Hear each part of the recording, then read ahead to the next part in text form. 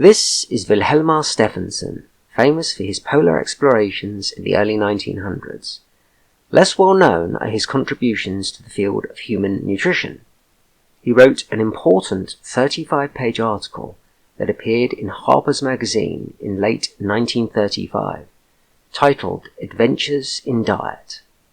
This article details Stefansson's experiences living on a meat-only diet while exploring the Arctic. He was to inadvertently become a nutritional pioneer. He was the first prominent proponent of the carnivore diet. Significantly, this article also recounts a scientific study in which Stefansson himself was a key participant. It aimed to test the adequacy of a meat-only diet in the maintenance of normal health. The study lasted for a year. It is worth considering some of the salient dietary information mentioned in this article. However, I should briefly mention a little something about Stefansson's background. He was born in Manitoba, Canada, 1879. Shortly after this, he moved with his parents to the United States.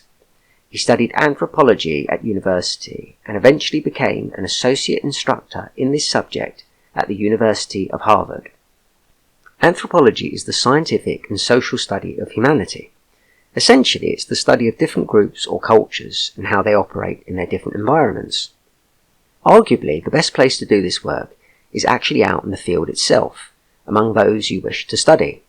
Stefansson, being a born explorer, felt compelled to take exactly this course of action. So in 1906, he resigned his post at Harvard and joined an expedition to the Arctic, where he was to spend in total roughly 11 years living the Inuit way of life. Stefansson indicates that one of his reasons for journeying to the Arctic was to challenge mainstream nutritional views of dietetics, the so-called dietary experts, if you will. His discoveries in that time period would indeed challenge much of the nutritional dogma as to what constituted a healthy diet, with its emphasis on variety. Generally recommended were fruits, vegetables, nuts, whole grains, and a reduced meat intake. This advice is, unfortunately, little changed today. In fact, this dietary view has probably further solidified itself among the official nutritional experts. Upon arriving in the Arctic, Stefansson found himself the guest of the Mackenzie River Inuit people, with whom he would spend the whole winter. Being completely new to the region, he was entirely dependent on them for food and shelter. He was soon to discover that his diet was about to become rather limited. Breakfast, lunch and dinner would be almost exclusively one food: fish. In fact, just one species of fish, salmon trout. After 3 months, Stefansson had largely adapted to his new diet. In his words, "I had come to agree that fish is better boiled than baked, and that the heads were the best part of the fish. I no longer required variety in cooking, such as occasional baking. I had become fond of raw fish. I liked fermented whale oil with my fish." However, he did go on to say, "But I still had 2 reservations. I did not eat rotten fish, and I still craved salt with my meals." Stefansson says that the oldest of the rotten fish batch was the most desirable among his Arctic hosts. Rotten fish was a delicacy, eaten sometimes as a snack between meals, sometimes as a dessert, always raw and cold. From a Western perspective, it was viewed in a similar way to cheese.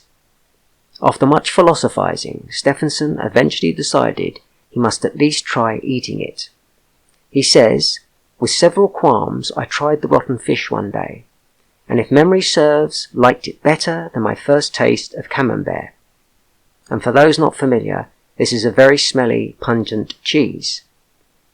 Many months of a fish-only diet had convinced Stefansson that the standard dietary approach promoted by dietitians was wholly incorrect. "I could be healthy on a diet of fish and water. The longer I followed it, the better I liked it, which meant, at least inferentially and provisionally, that you could never become tired of your food if you have only one thing to eat. I did not get scurvy on the fish-only diet, nor learn that any of my fish-eating friends had ever had it. There was certainly no sign of hardening of the arteries and high blood pressure, or breakdown of the kidneys or of rheumatism." During a 10-year period, Stefansson lived an aggregate of 5 years on a meat-only diet in the Arctic. This included fish, seal, polar bear, caribou, walrus, and any other meat source he happened across when hunting.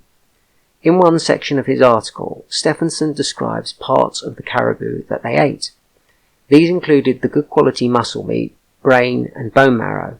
Interestingly, the internal organs were discarded and given to the dogs. Many individuals in his expedition parties also lived for long periods on an exclusively meat diet. There appeared to be a lifelong affinity for this diet in those that followed it for more than 6 months. They could easily go back to a meat-only way of eating, and when they were not eating this way, their diets generally tended to be higher in animal foods. It has been suggested that chewing helps to keep teeth and gums in good health. However, Stefansson indicates that this may well be false, as the Inuit diet is fairly soft. A good food example being fish. Only dried fish is particularly chewy. Stefansson noted the Inuit he encountered did not suffer from scurvy, a deficiency disease caused by insufficient vitamin C intake. Most people associate this vitamin with fruit and vegetables. However, vitamin C is actually present in meat, so long as it's not overcooked. Hence, the Inuit were sufficiently supplied with this nutrient. Stefansson reported 3 patients with scurvy on his last expedition. These cases were caused by eating canned foods with only a small amount of cooked meat, and were cured by eating raw meat. In the late 1920s, Stefansson and his colleague Anderson eventually submitted to a year-long study in which both men consumed a diet of only meat. This was carried out at Bellevue Hospital in New York. For the first 3 weeks of this study, Stefansson stayed in the hospital under 24-hour monitoring and evaluation. Anderson stayed for 13 weeks under the same conditions. After these time periods, Stefansson and Anderson left the hospital, but reported back for regular monitoring. Upon completion of the study, researchers concluded that the all-meat diet resulted in no ill health effects. Both men were perfectly healthy after 1 year. A number of important points to note. A low-fat, lean meat diet caused illness, diarrhea being a major symptom. This was evidenced by Stefansson's poor reaction to this dietary test early in the study. This type of illness was reported by the Inuit when they did not consume enough fatty meat. Anderson reported a positive side effect of the diet. He had a complete absence of gas. He was wind-free for a whole year. According to chemical analysis of the meat diet consumed by both men, intake of the mineral calcium was found to be well below the recommended daily intake. However, as already stated, no ill health effect arose from this situation, though obviously it could be argued that bone health issues can take decades to become apparent. To counter this argument, Stefansson points out that expert analysis of ancient meat-eater bones at the Peabody Museum of Harvard were revealed to have perfect bone health. Perhaps recommended dietary calcium intakes are excessively high. It could also be possible that meat provides a much more efficiently absorbed source of calcium. Additionally, meat is an excellent source of both vitamin D and vitamin K2. Both are essential for good bone health. These nutrients are almost non-existent in plant-based food sources. Here are some of the details of the diet followed over that year-long period. The meat used included beef, lamb, veal, pork and chicken. The parts used were muscle, liver, kidney, brain, bone marrow and fat. The men ate as much as they wanted and proportioned the lean meat to the fat as they desired. Here is the summary and conclusions from that study. The highlighted areas are the most important bits. Per day, the protein content varied from 100 to 140 grams, the fat from 200 to 300 grams, the carbohydrate derived entirely from meat from 7 to 12 grams, and the fuel value from 2,000 to 3,100 calories. At the end of the year, the subjects were mentally alert, physically active, and showed no specific physical changes in any system of the body. Their weights remained practically constant. The control of the bowels was not disturbed while the subjects were on prescribed meat diet. In one instance, when the proportion of protein calories in the diet exceeded 40%, a diarrhea developed.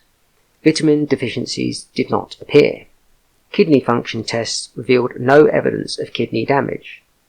In these trained subjects, the clinical observations and laboratory studies gave no evidence that any ill effects had occurred from the prolonged use of the exclusive meat diet.